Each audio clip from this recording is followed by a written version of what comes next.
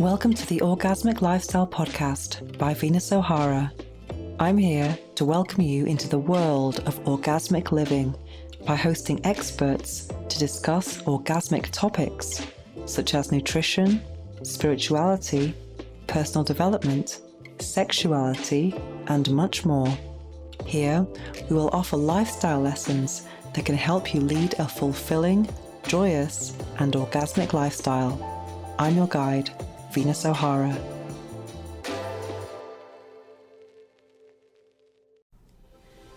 Welcome to episode 107 of the Orgasmic Lifestyle Podcast with Venus O'Hara. In this snow moon episode, we discuss female sexual pleasure and vaginal confidence. We speak with Dr. Amir Marashi, a celebrity gynecologist and vagina whisperer. I also review the book Manifest, Dive Deeper by Roxy Nafusi. And the episode ends with a guided meditation with affirmations for female sexual empowerment. But first of all, let me share some reflections with you about vaginal confidence. Imagine you're with a lover. Maybe it's a new lover. Maybe it's your regular lover. You're enjoying a passionate encounter, and all of a sudden, they undress you, or maybe you undress yourself, and your vulva is suddenly naked and exposed. How do you feel in this situation? Do you automatically want to cover up under the duvet? Or maybe you just lie there, unapologetic, showing your vulva and expecting pleasure and attention. Or maybe it's somewhere between the two things. Or perhaps it depends on the day of your cycle, how recently you'd had a shower. Or maybe it depends on your personal grooming. Maybe you feel more confident when you have less hair.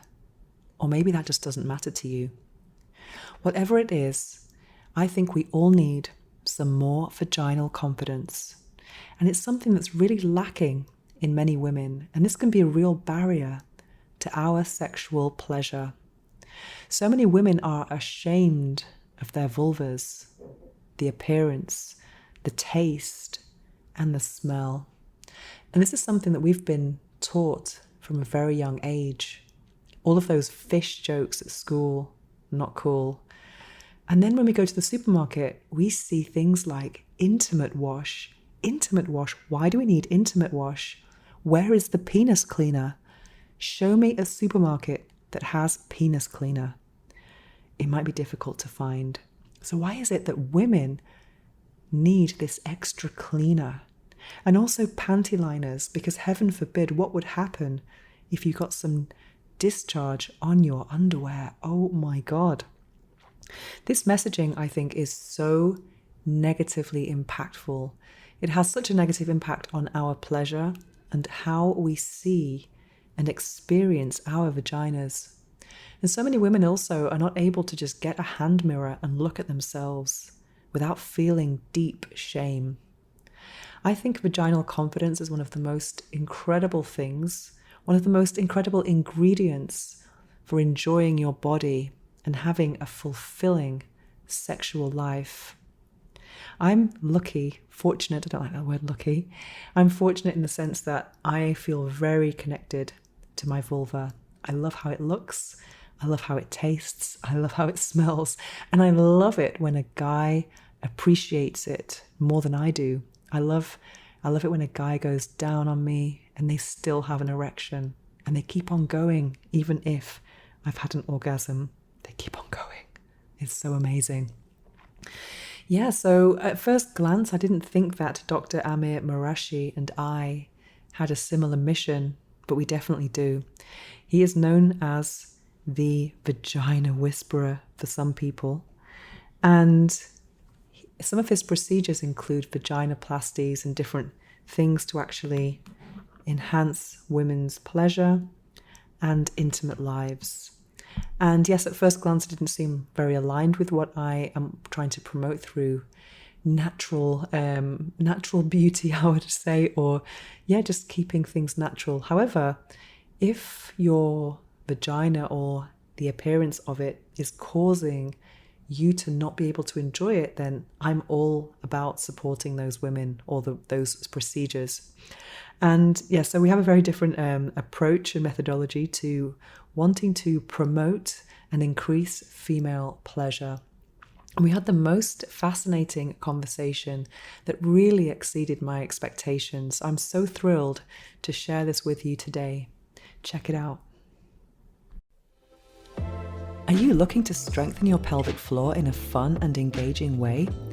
Introducing PeriFit, the pelvic floor trainer that combines biofeedback with interactive video games. With PeriFit, you can track your progress and improve your pelvic health while playing games with your vagina on your smartphone. It's easy, effective, and more importantly, it's fun.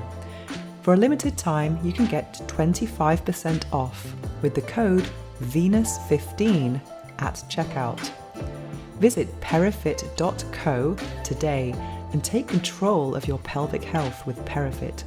That's perifit.co and use the code Venus15 for 25% off.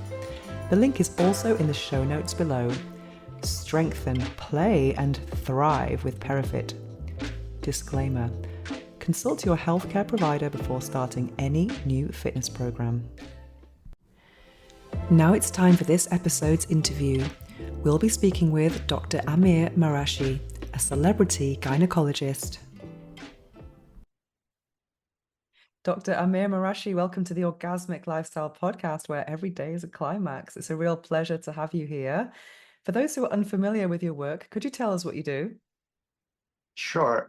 First of all, thank you for having me here on your great podcast.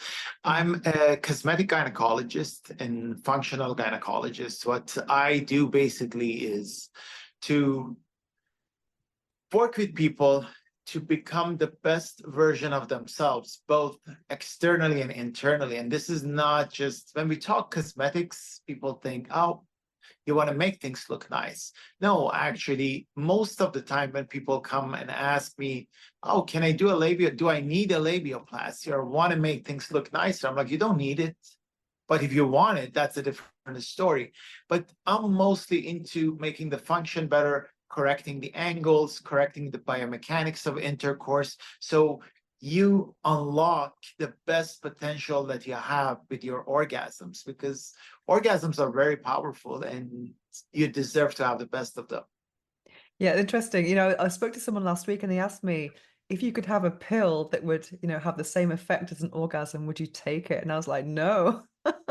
You definitely want to have that build up. That's part of the pleasure, isn't it? You don't have a pill and have this like reaction. So definitely, we were all about orgasms on this podcast as well. So what inspired you to follow this path? Well, you know what? Growing up, I mean, I grew up in a family of physicians. My father is a doctor, and I saw him do a lot of great work. So I wanted to become a physician for sure. Didn't know what I want to do until I really realized this is how it was back home, back in Iran. I thought God is a man. That was my feeling, because I'm like, you know what? Everything for men is so much easier. I can do whatever I want to do, but my sister is very different. And then I'm like, you know what? We live in a third world country. That's probably the reason. And other places are different. And then, believe it or not, I moved to UK initially. I went to Sheffield and Manchester and London. And I'm like, you know what? Yeah, they don't make women wear necessarily like a hijab or do this or that. But same time, they are still second-class citizens. Nobody really cares about, the way you need to feel and all of those. Then came to US, same thing. Viagra got approved faster than COVID vaccine was approved. And COVID was supposedly an emergency. And you look at that and you see nobody really cares. And I think even women are at blame here, because they put up with everything. They're like, oh, you know what? Let's say if I have pain, it's okay. I want to make him happy. If I don't get an orgasm, it's okay. I want to make him happy. Women are made to kind of keep the family together, build a nest, and all of those, which is all great. But guess what? If you don't care about yourself and your orgasms and your feeling, then who's going to do that? So that's basically got me into trying to teach myself more about this. And also in Iran, you know, I was taking care of a lot of people who were trying to get basically married, but they couldn't because they were not virgins. Oh, wow. And So the hymen, reconstructing the hymen. Okay. so I did a lot of those, and then came here, helped a lot of survivors of female genital mutilation, Wow. and slowly, but that's the extreme of it. That of course I do. That's completely, I mean, necessary. I love that kind of work. I love the volunteer nonprofit work that we do, the mission trips we do. But then that taught me a lot. Okay, even women who don't have their clitoris cut, they haven't unlocked the potentials that clitoris has. You know, you have 12,000 nerves in the front wall of the vagina. Penis only has 4,000. Mm. So with 12,000 and penis has 4,000, how is that he's coming every single time? And 90% of times the woman doesn't really get an orgasm during intercourse. Mm. That's also my mission, to encourage women to prioritize their pleasure, because then they don't prioritize their pleasure. And a lot of content that we see about sexual wellness is how to give a good blowjob. So it's a lot about serving male pleasure. Definitely. Absolutely. And you shouldn't. Listen, giving a good blowjob is amazing. I tell people, Yeah. do it for your partner, but make sure they know how to go down on you as well, and make sure that they give you a good orgasm too. Because if it's all about equality, he has to come, well, you have to come too. And because of physiology and everything that's about men, you know, the minute he came, he's no good anymore. So you make sure he makes you come first, and then, okay, honey, I take care of you. Because for a woman, you can get like 3, 4, 5 multiple orgasms. There's no refractory period that for men there is. Like after you get an orgasm, you need to wait. If you are young, maybe 10 minutes, you know. If you are old, maybe hours, maybe days, maybe weeks. So before you can go again. So I think you got to make sure. And I tell people, men love to do that. I mean, we are talking only about man and man, but even woman and woman, partners love to do that for their partners. If there is love there, if there is any kind of relationship, and men would love to feel, because they feel empowered if they make you really come. But don't lie to them. Don't tell them that I got an orgasm. You know, make sure you tell them, no, you got to do this, you got to do that. And when you get an orgasm, they're going to be happy, because they're like a puppy. That's what I always say. You know, your puppy gets happy when they make you happy. But if you don't tell them what makes you happy, they go pee and poop all around the house. And if you just laugh at them and be, oh, it's okay, it's okay, it's okay, what's going to happen? They keep doing the bad thing again. Definitely. So it's definitely a question of speaking up. So I saw something very interesting on your website. What is the lunch break vaginal rejuvenation procedure? Can you still sit down after at your desk? I mean, Oh, of course. No. So that is something that came up. It's actually my practice in New York. I started working on that because what happens with the procedure is called Vagilangelo, Michelangelo of the vagina, because Michelangelo was all about, you know, the angles and fixing different things. So it's all about anatomy. And what happens, let me get a vagina to kind of show you.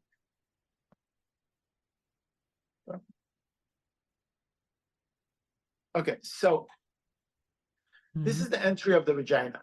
If you really look from the side, the angle normally is downwards. I mean, the vagina, the entry is like this.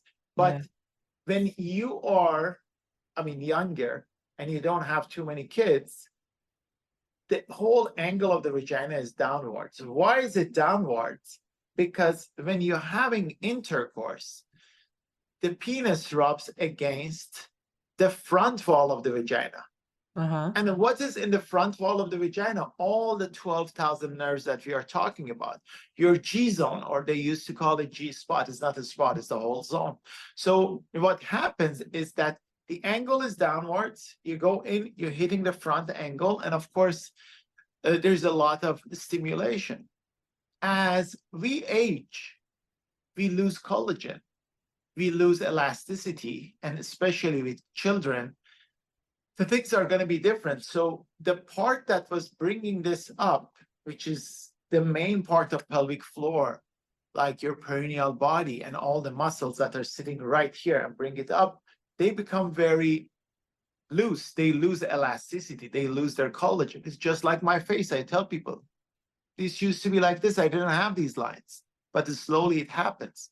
So what we are doing, without doing a full vaginoplasty to tighten the whole vagina and everything, we fix the angle with these 3 stitches that I created. Is actually, I patented the procedure. And so far we taught over 160 doctors across the globe on it. They come, they get trained. Tomorrow I have 2 other doctors who are coming to get trained.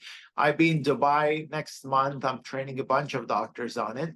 So we are fixing the angle of the vagina. And once you fix the angle of the vagina, so right now, as we get older and we lost elasticity, you're going in, you don't get too much stimulation against the front wall, unless you kind of put the buttocks up and try to change the angles. And that's why when woman sits on top, they can control the angle, things can be better. Or missionary with the pillow underneath buttocks can give you a lot more satisfaction. But what we do, we fix the angle and we inject the front wall, especially the entire G zone, with PRP, sometimes with exosomes, sometimes with the stem cells, to make it a lot more sensitive. Now, if the partner, this is the joke I'm telling them, I'm like, now, if your partner is blind and his penis is this big, he cannot miss. That is what's really happening. Because look, with the flat angle, especially when the vagina is lax, you're going in, he's rubbing against all different sides of the vagina, but not really getting to the point that he needs to, But once you change the angle, now he's going in, even if he's blind, he is hitting the front wall of the vagina. We did a paper on this. And what's the most satisfying position for women with intercourse? But for me, it's missionary. No, it was missionary. Oh, really? Oh, wow. With a pillow underneath buttocks, because you are, and we did it with ultrasound. This is not, that, not we opinion. just came up. This is not opinion. And we ask people, no, we did ultrasound, and so we created this procedure to substantiate what we say is called clitogram. I saw it on your website. It was fascinating. Can you explain what that was? Sure. So clitogram is basically we're doing ultrasound of the clitoris. So get the ultrasound probe, you go on, you look at the whole anatomy of clitoris. And as you know better than anyone else, clitoris is not just the little, button that you see here. Clitoris is the whole entire anatomy. That is the part that you see outside. The rest is sitting underneath your labia and underneath your vulva. So we look at the entire anatomy of clitoris, and just like a penis, this gets erections. This becomes really, really engorged. And depending on how much stimulation you get and how much engorgement, we can see the size difference, and we can see the velocity of blood in the arteries and veins with ultrasound. It's so sad, ultrasound has been around for years. And guess what? Penile ultrasounds have been around as long as ultrasound has been around. Clitoral ultrasound, never been done. Wow. A couple of people may look at it, but we came up with the protocol with it. Like, why shouldn't you have a clitoral ultrasound?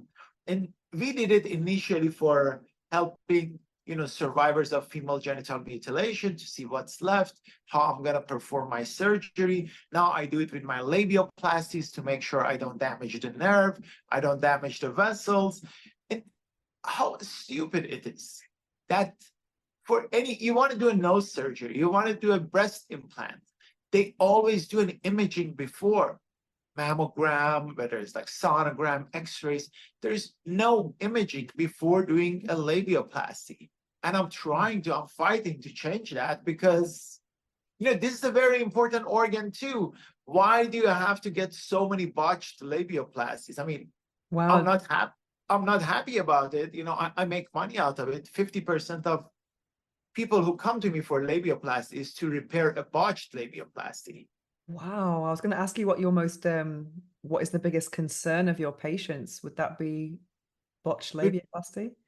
botched labioplasty, we get a lot of patients with botched labioplasty. And what Mm. happens is that they Is put it the too same much. issue that they have? Did they have a similar issue, or are they all different?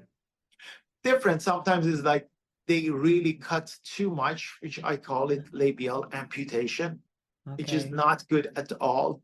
The other thing is that they lose sensation. Sometimes they Wow. take down their dorsal clitoral nerve, which is, imagine you going in there. And I say it's not really the doctor's fault. Why? Because they didn't get trained. They did Mm. not get trained. Nobody during residency, there was no training. There was no even, we didn't have anatomy of clitoris in med school in our anatomy books. It's been censored from them for the past 100 years. It Wow. just recently you see it being in the books and we talk about it more and more. But it wasn't. So that is the problem. But I'm glad that there are people like you that talk about this and try to get the information out there because otherwise there's not studies around women's pleasure Mm. are like here. The studies Yeah. about men's pleasure are here. Look and Yeah. see how many different kind of implants you have for penises, how Mm. many different kind of medication you have for erectile dysfunction, how many procedures you have for that. Compare that to women's, it's the difference of what, 101. Mm. For every 100 procedures, implant, and everything that's out there for men, there's one for women.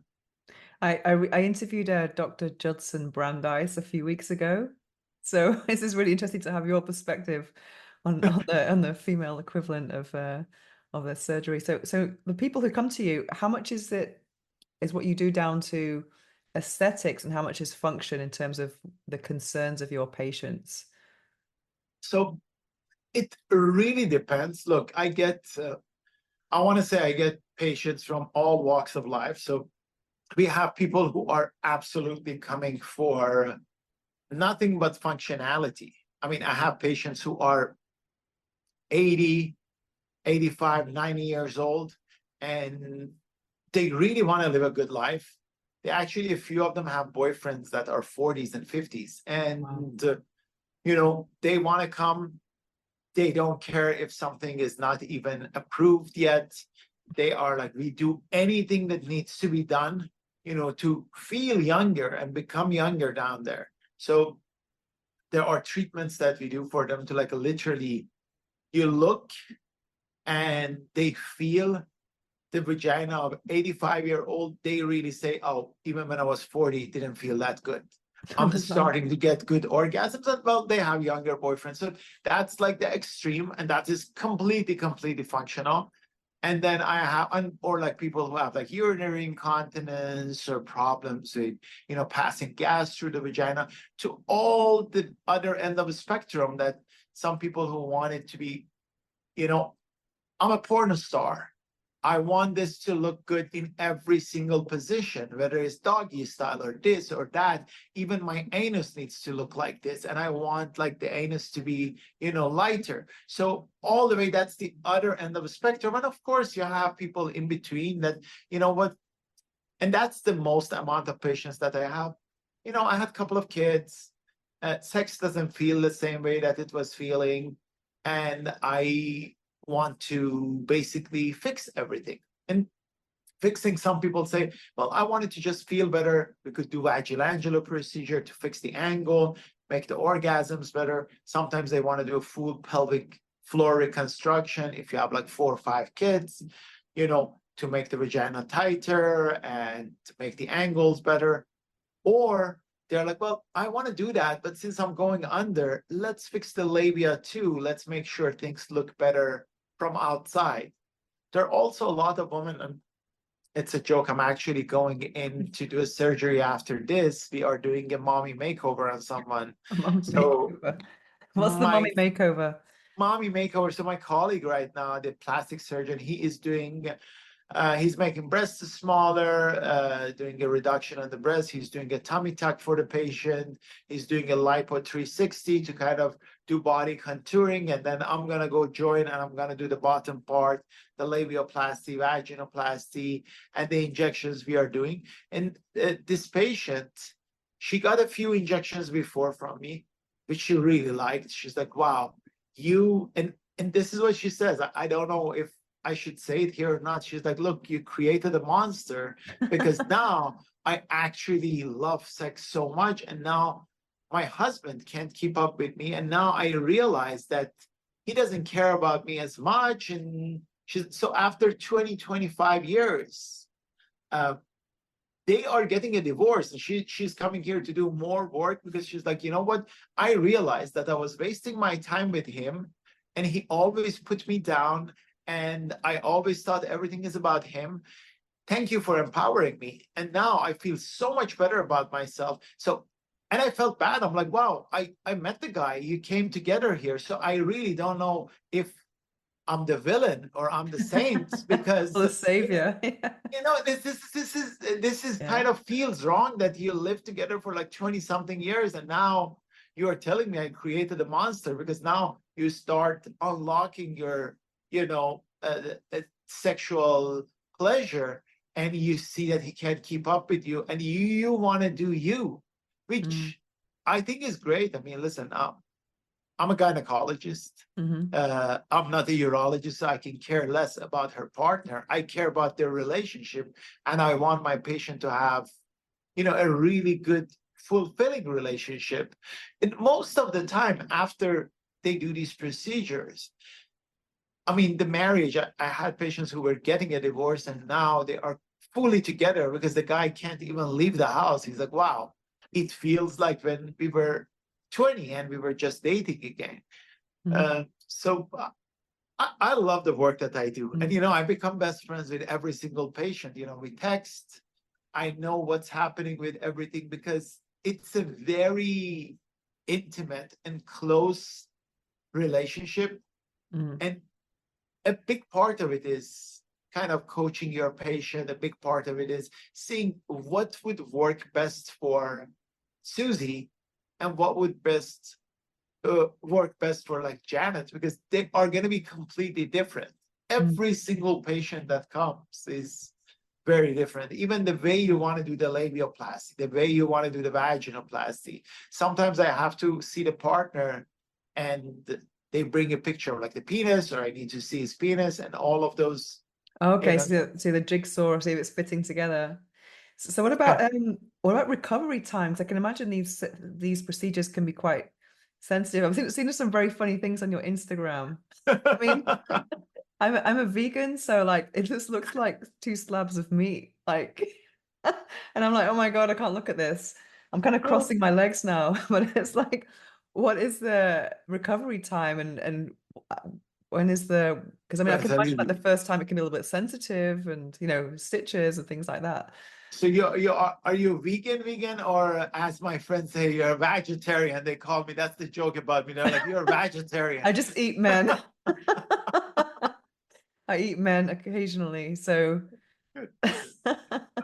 Listen, I tell you, reality is that, of course, every procedure is different and every patient is different, but you have to, first of all, with vaginal, the launch break vaginoplasty, you go back to work same day. I created this in New York. But in terms of sex, like having stitches in.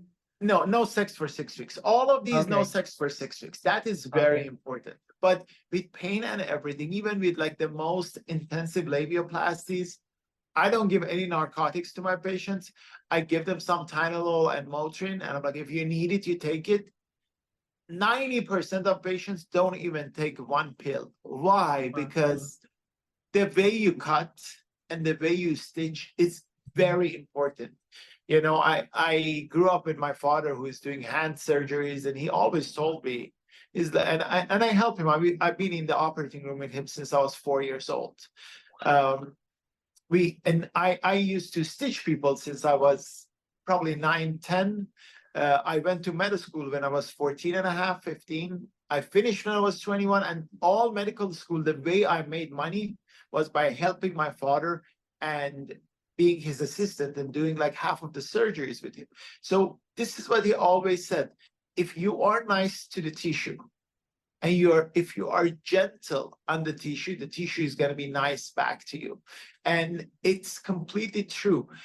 Imagine when you use a scalpel and cut and slice and dice so much, and the patient keeps bleeding, there's a lot of swelling there, and then you need to use big stitches and put everything together. That is perfect if you're doing to save somebody's life, if there's a gunshot wound or somebody, and I've done that too before when I was doing trauma. I did work in Haiti. Yes, when you have to do something urgently. But if you're doing a labioplasty, you know, the surgery that takes somebody else half an hour, 45 minutes takes me 3 hours. Why? Because I use the most meticulous techniques to cut the tissue. I use the most meticulous suture is kind of the same that you would use on eyelid surgery. Wow. It takes me longer because I have to do a million stitches back to back to back. But there's so little, you threading so lightly that your tissue is not going to be as swollen. The patient is not going to have that much pain. They don't feel like they were punched in the area. They feel like, oh, you know what, this is a little sore, but that's it. And that's why most of them don't take any medication for pain. But either way, 6 weeks, no sex, that's a must. Because I can imagine it's very painful, just the urinating after, just like the acid of the, So yeah. that's the other thing. If you do it around, if you have to do some procedures around your urethra, yes, but most of the time, no, because we close the layers that we are closing, and we make sure there's no raw area. So what you are talking about is that if there's something raw and you pee on it, urinate on it, yes, you feel that. Wow. But most of the time when there's no raw, of course it can happen, but Wow. Because I yeah. had something a few years ago, I had this awful thing called bartholinitis. You know what this is? Oh my God, I've had it a couple of times, but now it's okay, but I've not had it for a long, long time. But one time, like my body absorbed it, so it just went away, the cyst. But another time I just my labia minora is like sticking out, it's like hard. And then it popped. Oh my God. And all this pus came out. But every time I had to urinate, I had to go in the shower and have water. So I was like, wow, because it opened my mind a lot to, because I've not had children. So for me, any type of I hate going to the gynecologist just for a checkup. So any type of intervention in that area just sounds like, oh my God, I'd have to really, really feel like I needed it. It's No, I, I try to change, and a lot of my patients come thinking like that. Like I don't like to sit at the dentist chair. You know, okay. I never liked it until I met this dentist, and he told me, well, you know what, you got to do this part. And he's a friend. He's Mm, like, just come. And I haven't gone to anybody else after that. It's actually a pleasure to go there because he thinks like he's working on himself. Even the numbing before he injects me, mm, he first numbs my gum with like a mm, little gel to make sure I don't even feel the injection. yeah. Oh my God. So it's all about, the experience, because you don't care what, I mean, you should care, but you don't care what I'm doing inside there. You care about how you feel, how your pain Mm, is, all of those. And mm, that is what threading lightly on the tissue and being nice to the tissue is. You got to feel like, I tell people, I had residents, and it's so funny. I mean, I had a lot of residents, female and male. And a lot of the female residents told me, Dr. Marashi, it's just, it feels like you are dealing with, it's just a vagina, just pull it, it's fine, it's okay. You are so gentle with it. I'm like, listen, I'm gonna do the same thing with this, that if you had my testicles in your hand, I wanted you to deal with it the same way. And you gotta be gentle with it. But I feel like a lot of women, especially, they're like, oh, we have a vagina too. Come on, like shoving the speculum and open it up. No, no, no, no, no, no, no. That's not how you do it. You know, you spread the labia, you put a lot of lube, you slowly put the speculum in, and they're looking at me as, oh, this guy he's never seen a vagina and he's being so careful about it. It's not China, it's just a vagina. I'm like, yeah, it is China. So, but also you're in that situation, you're always a lot tense. I always ask for the virgin speculum, you know, because it's just a lot of people don't know that's available, but it's just when I have private healthcare here in Spain, and that just makes it so much easier. I do find men are kind of just like way more gentle. Women just like stick it in. It because doesn't. they have one themselves too. I mean, I feel like, listen, if I wanted to hold somebody's penis, I wouldn't be as gentle as, working in a Yeah. vagina, because I have a penis myself. It can take it. Yeah, because there's an famous expression which is they say, you know, to have some balls as in courage, but it's really vaginas that can take a real pounding.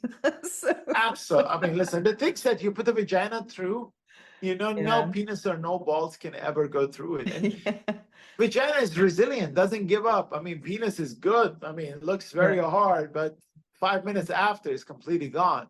Yeah. The Game vagina can go over. for exact game Game over. over. For a vagina, it can be in labor in like 24 hours. The baby's head is sitting through it for Wow. hours and hours and hours, and it Mhm. still keeps going strong. Mm. So yeah. Let's take the conversation to pleasure. I saw you have a pleasure product brand as well. Could you tell us about that? Sure. So, I always thought that we know a lot about orgasms and everything, and uh, I recommended to my patient to use sex toys. Mhm. And and they're like, oh, this is good, this is bad.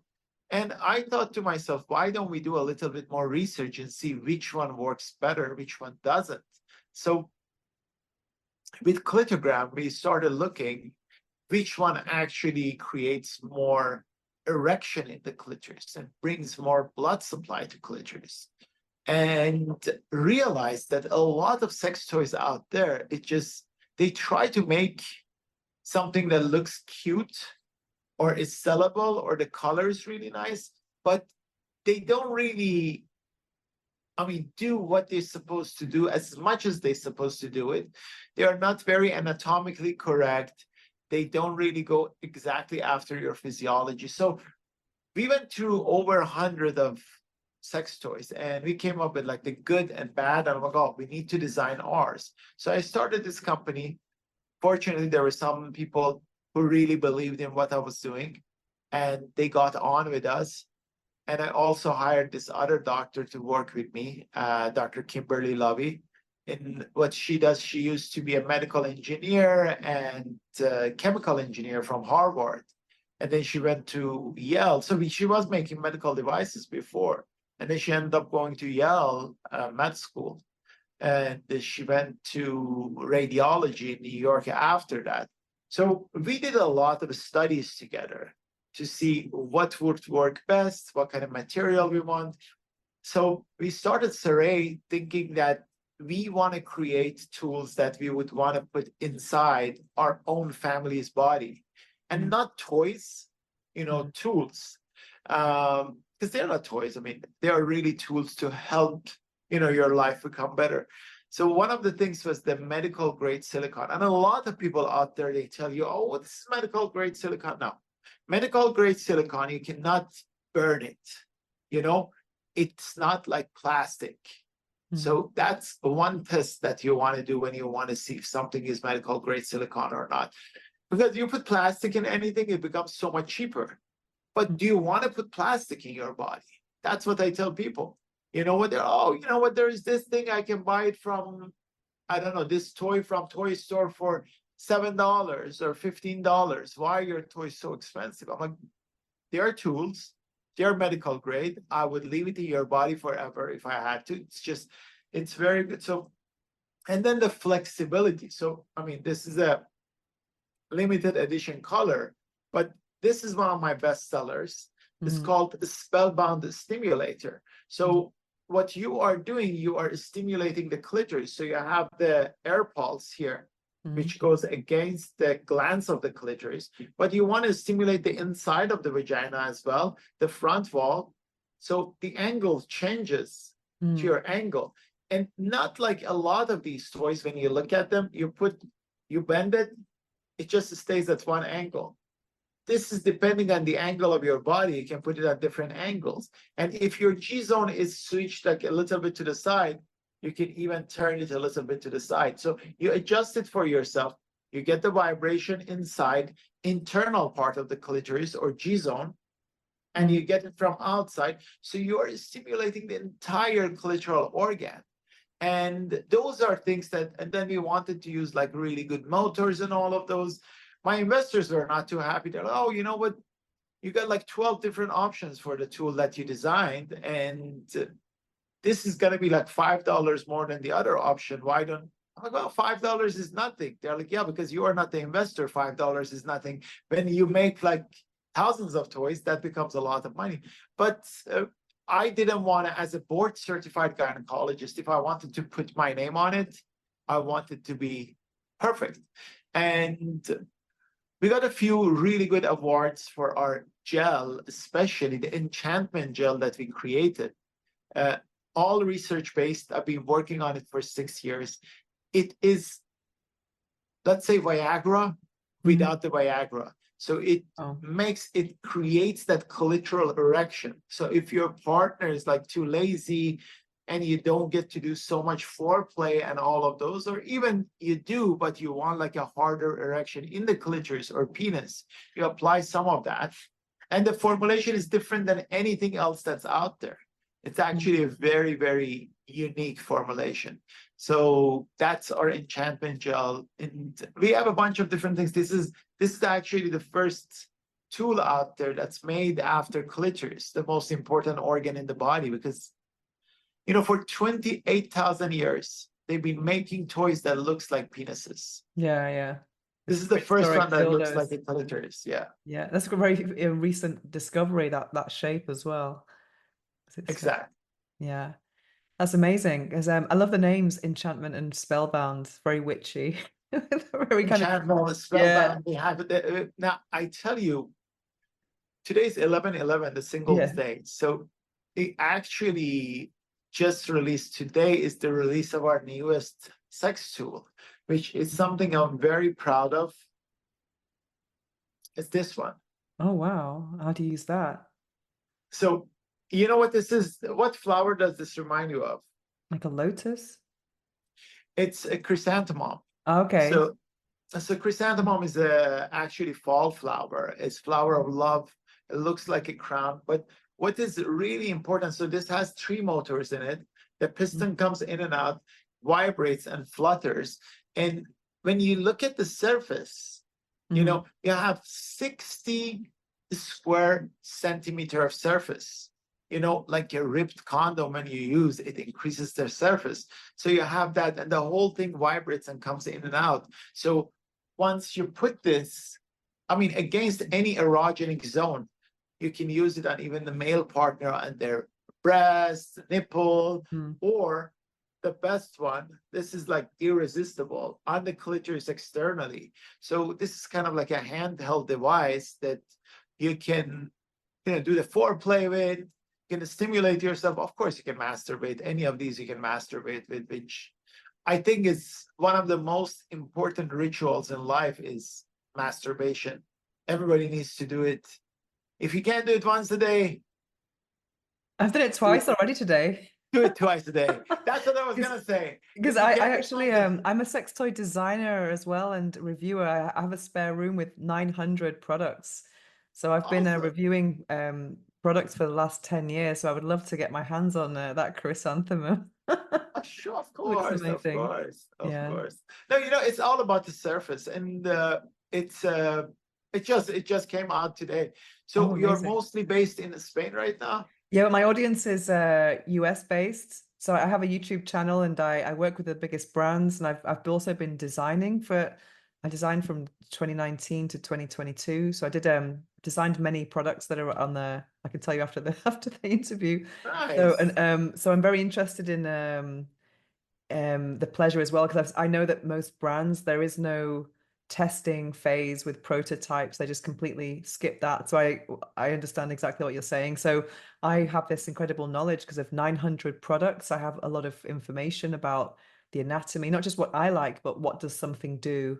I've tested all the motors, all of the air pulls, like all of the, I mean, every single category. I've got, boxes and boxes. I think I have about, 200 rabbits, So my job now is I actually test new toys every single week.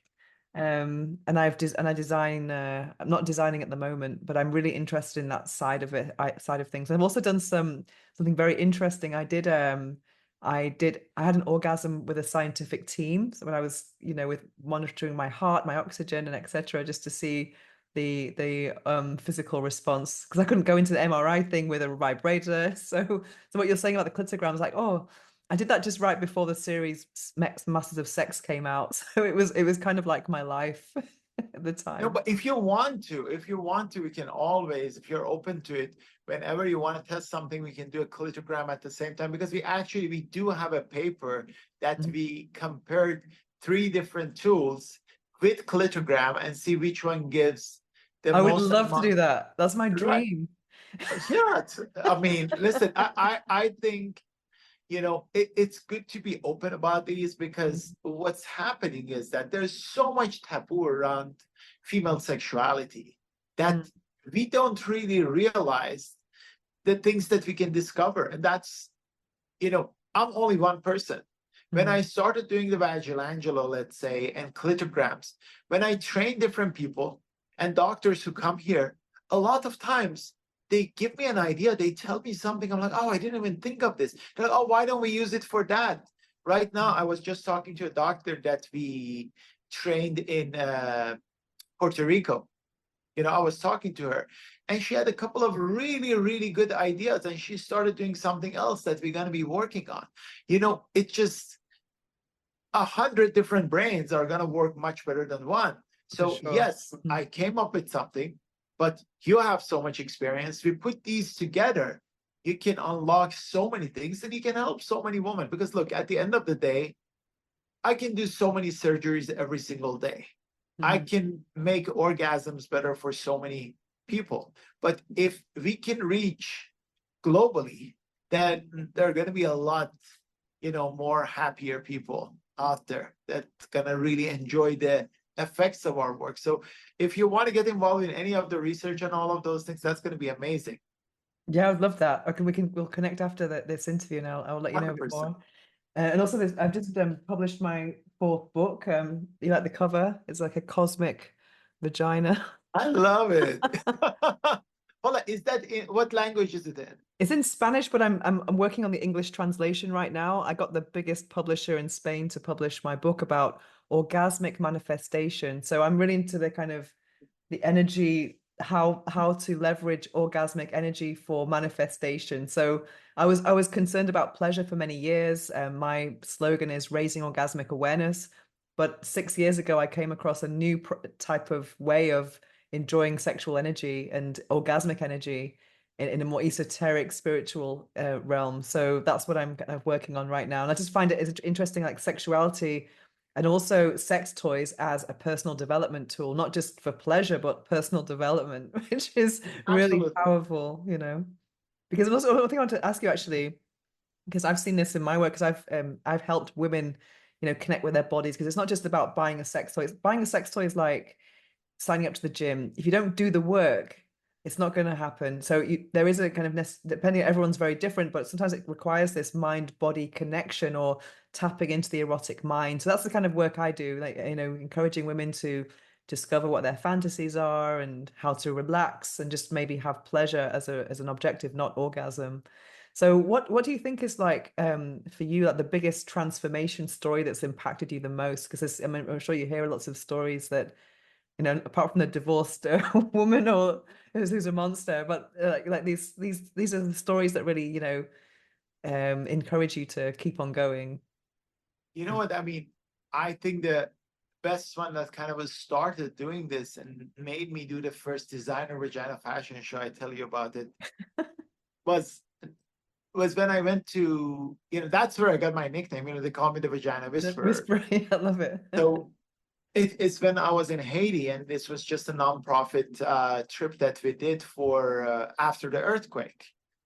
And we would see all different kind of patients from trauma to everything. But after the trauma patients settled down, and it was a little bit after earthquake, people would come for different things, and they would come line up outside sometimes for like 2 days because they're like, oh, these team of doctors came from US. They would come from another town, in Haiti to Port-au-Prince where we were, and they would wait for 2 days, no complaining, to see us. And one day, like everybody's like screaming outside, and they're like, oh, there's this lady, she's in the line and nobody wants her to be online. Why? Because she smells like shit. That's what they said. Oh, wow. So caca, she's like a, and she's famous for the lady who smells like poo-poo, basically. And they're like, they don't want her to be in line, so security is gonna go kick her out, but even security doesn't want to be around her. Oh, what do you mean? Just bring her in. Well, he's at the end of the line. I'm like, just bring her in, let's see her. So they brought her in. I think she had 5 kids or something with her husband, and then she got outcasted from her home. She lives on the streets. She lives on garbage. Why? Because she smells like shit. My nurses in the room, they hated it because, the whole room stunk. But I examined her, and immediately I realized, through the vaginal delivery, she had a fistula. She created a fistula between her rectum and her vagina. And the stool, fecal matter, was sitting in the vagina, and it got infected. It was so bad. There's so much. Oh, wow. I tell you, the amount of scarring that was there, and the infection, like chronic infection that was in there. And so I told them, and I didn't even have my sonogram there. I mean, I did, but not for this. I'm like, you know what? She has a fistula. As soon as I examine her, I'm like, she has a fistula. It's a small fistula. We're gonna fix it. And then the Haitian nurse who was there, she didn't understand. Because I'm like, we're gonna fix her, we're gonna do surgery for her. She's like, no, she's not coming in the OR. She smells like shit. I'm like, not after tomorrow, she will not. So admitted her against everybody's advice there and kept her in like an isolation room. We gave the whole day night, we gave her antibiotics. I went in there, I irrigated the whole vagina, make sure everything is okay. And next morning we operated on her. And to this day, she sends me cards and letters, and she's so thankful. She went back to her family. She was completely fine. So one of the nurses from US, she turned around and she told me, she's like, you're kind of a vagina whisperer. You just went there and you realize what's going on. And that impacted me so much. I'm like, you know what? Now this is Haiti. There's so many poor people. This thing gets missed because nobody has insurance. There are not maybe good doctors, but this can happen on different levels anywhere. And one level of it is that not enjoying your life and not enjoying having intercourse with your partner because you don't get orgasm. So I thought this is my mission in life, to try to change this. And my book, which I get one for you, it's A Woman's Right to Pleasure. So my whole plan and goal and mission in life, it's a woman's right to pleasure, because men have had that right forever. And it's a human right to pleasure, but I think there's so much advocacy about men's pleasure. I don't need to do that. I mean, I'm happy with where we are with men's pleasure. I think we need to work more on what we are doing with women's right to pleasure. Amazing. A couple of questions I ask all of my guests. What is the book that changed your life? You know what? A few books, but growing up, I was very into poetry. I still do a lot of poetry. So my father always read, I don't know if you know the great poet Rumi. Yeah. So People philosophy and Rumi and how everything happened. And, so that was, and, Persians, Iranians are really into poetry. So it was him and it was Sadi and Hafiz, but Rumi the most. And I think I learned a lot of life lessons, out of that, just seeing that, things are a lot deeper than you see.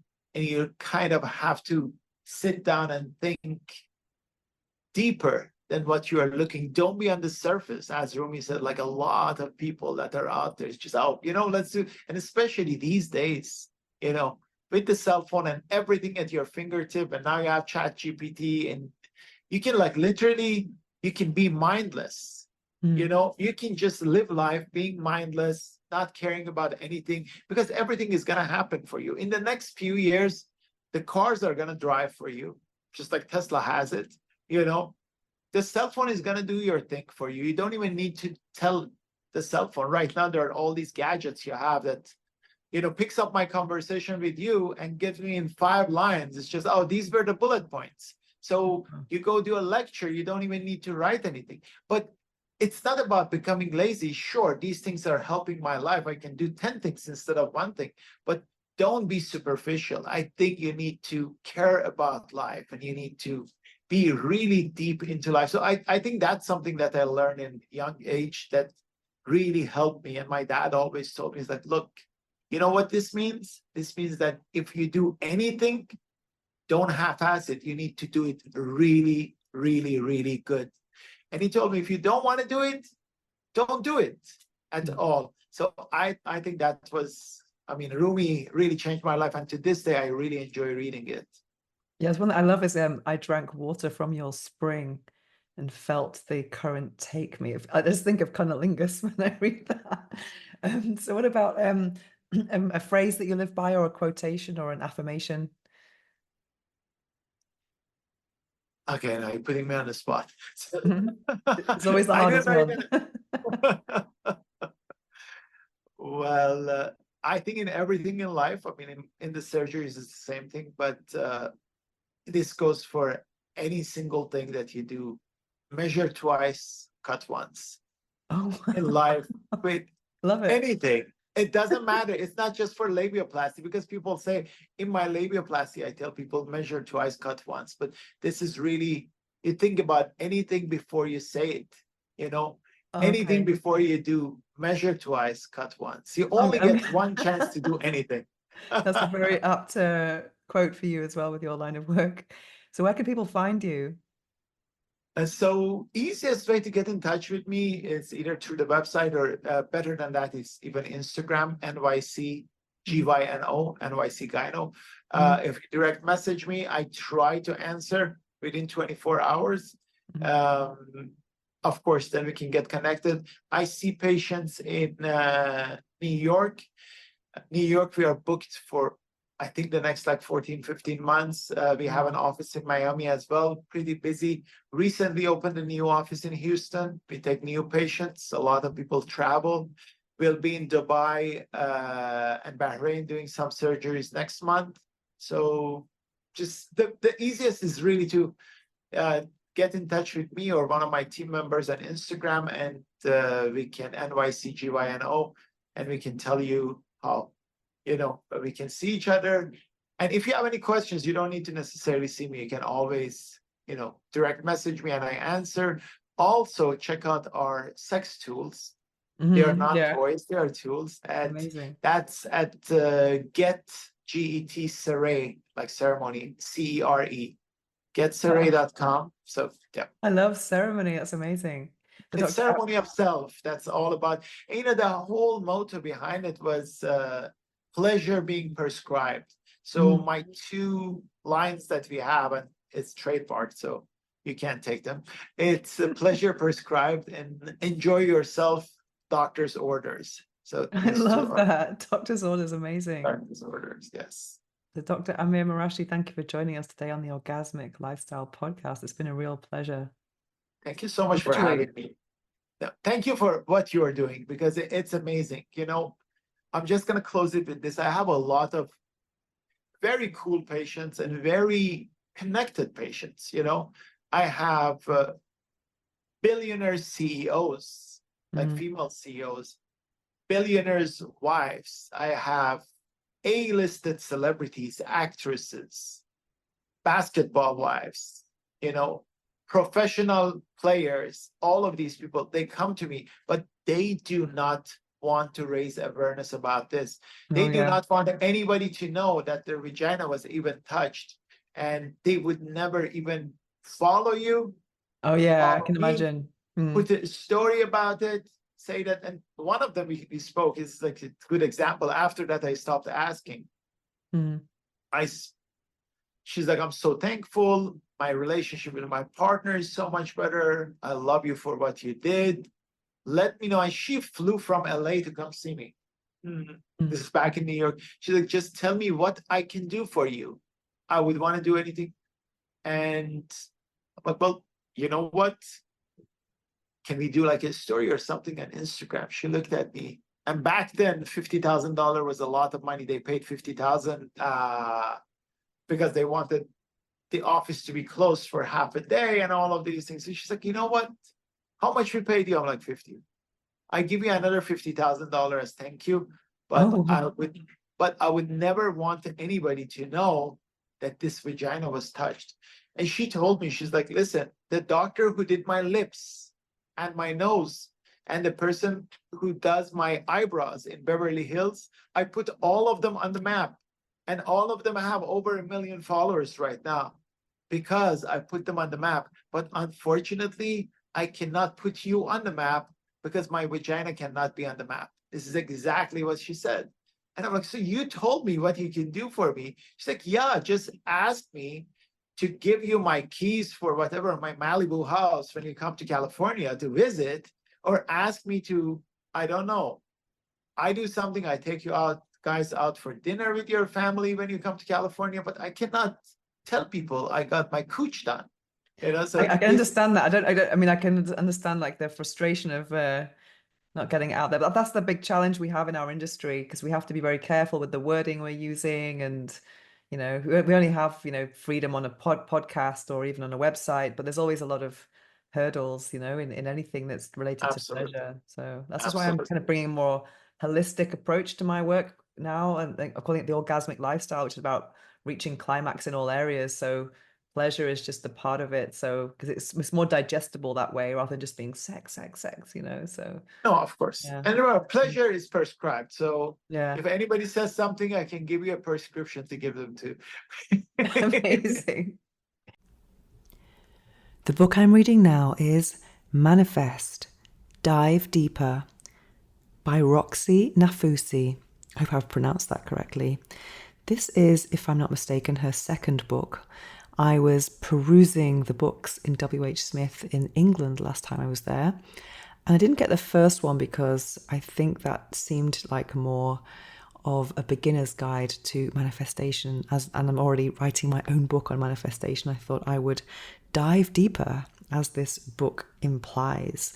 And I'm really glad I got this book, and I'm reading it now, actually. It's kind of interesting how there are different strategies and methods of manifestation. And I think it's about finding the right one for you. And it has some really good exercises at the beginning, all about trying to come up with your wish list, because it's quite interesting how many people complain about their life circumstances, but they don't really know what they want. And sometimes we just, we don't know exactly what we want to actually improve our lives. So there are some exercises to help you gain clarity on your own wish list. And I have something quite similar in my book. So it's kind of interesting to compare and contrast different frameworks.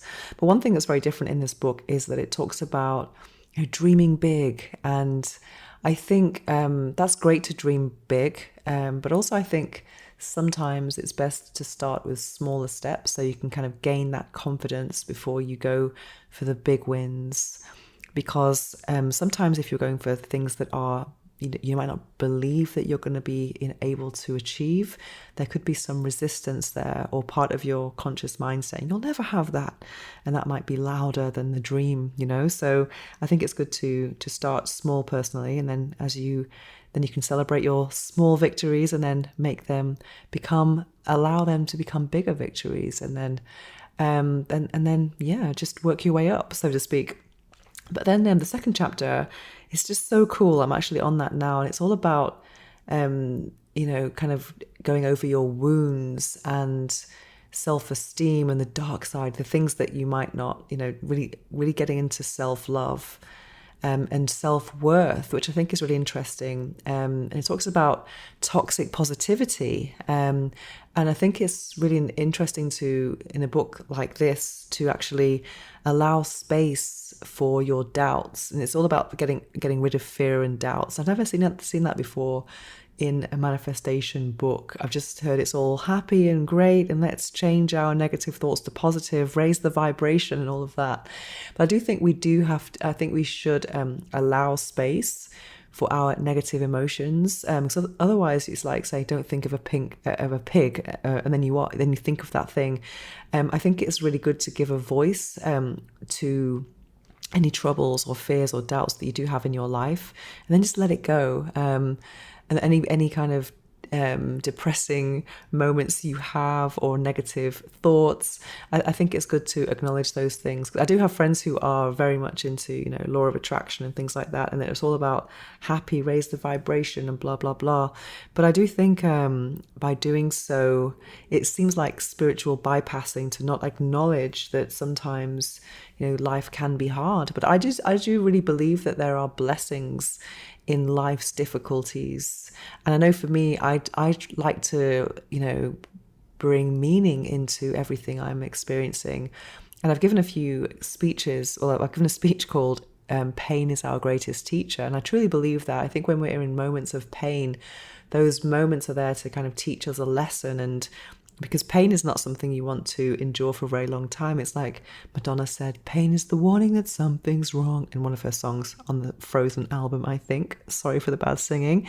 And I think it's, when we're in that state, we want to kind of recalibrate to get back to, calm and just feeling good. So pain is really a guide, and as well as a teacher. And I think it's about working out, what can you do to make you feel better.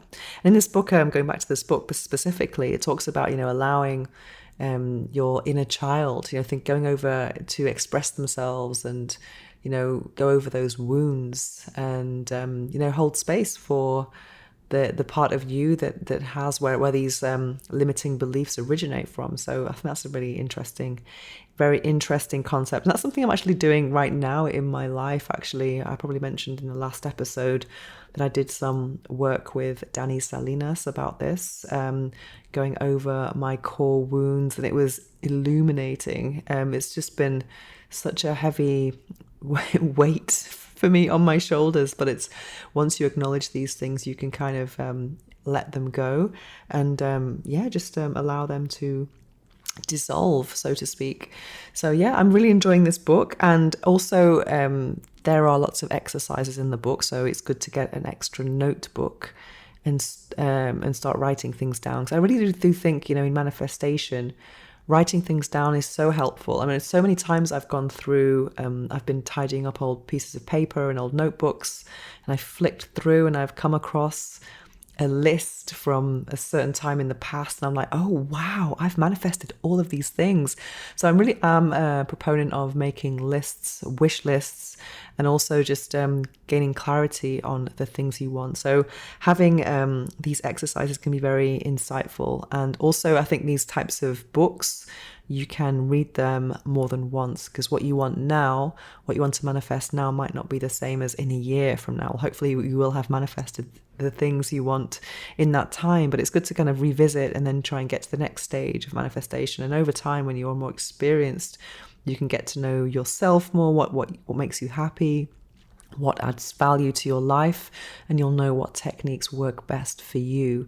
So Manifest is a really good book. And yeah, I'm really enjoying it for now, especially as I have my own book, which is more like magic, which is a manifestation book, which is going to be out very soon. I'm nearly there. So I will be plugging it big time on here when the time comes. I cannot wait. But yeah, it's always good to just get some texts on manifestation in my brain, so I can actually use these techniques to create the life of my dreams. And that is the book I'm reading now, Manifest, Dive Deeper by Roxy Nafusi. Now it's time to slow things down as we prepare for this episode's guided affirmations meditation. It's probably not a good idea to listen to this while driving or operating machinery. Instead, take a break from whatever you're doing, get comfortable, take a deep breath, and enjoy.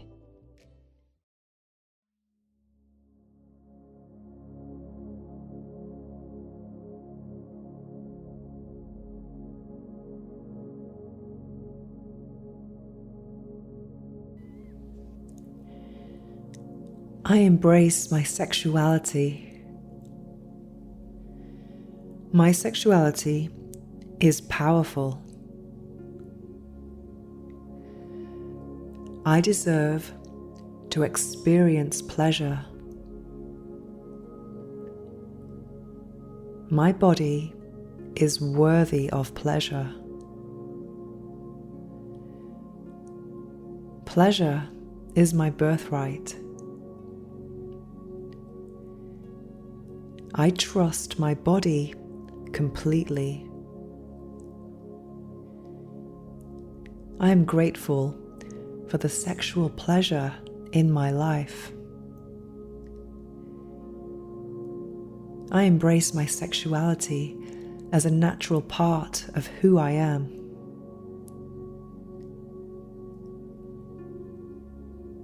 My sexuality is powerful. I honor my desires. I am in tune with my body.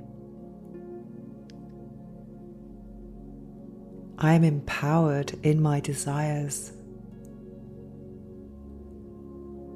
My pleasure fuels my joy. I am grateful for the sexual pleasure in my life. I embrace my sexuality as a natural part of who I am. My sexuality is powerful. I release shame and guilt surrounding my sexuality. My pleasure is important. I embrace my sensual energy. I celebrate my sexual self. I am grateful for the sexual pleasure in my life. I embrace my sexuality as a natural part of who I am. My sexuality is powerful. I confidently express my sexual needs and desires. I trust my body to guide me to experiences that feel good. I honor my body's desires. I feel confident and free. I am grateful for the sexual pleasure in my life. I embrace my sexuality as a natural part of who I am. My sexuality is powerful. I celebrate my sensuality.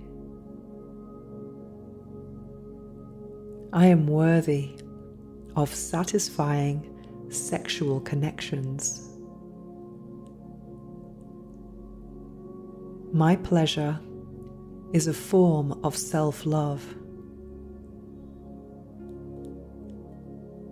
I am worthy of pleasure. I am grateful for the sexual pleasure in my life. Are you looking to strengthen your pelvic floor in a fun and engaging way? Introducing PeriFit, the pelvic floor trainer that combines biofeedback with interactive video games. With PeriFit, you can track your progress and improve your pelvic health while playing games with your vagina on your smartphone. It's easy, effective, and more importantly, it's fun. For a limited time, you can get 25% off with the code VENUS15 at checkout. Visit perifit.co today and take control of your pelvic health with PeriFit. That's perifit.co and use the code VENUS15 for 25% off. The link is also in the show notes below. Strengthen, play, and thrive with PeriFit. Disclaimer: consult your healthcare provider before starting any new fitness program.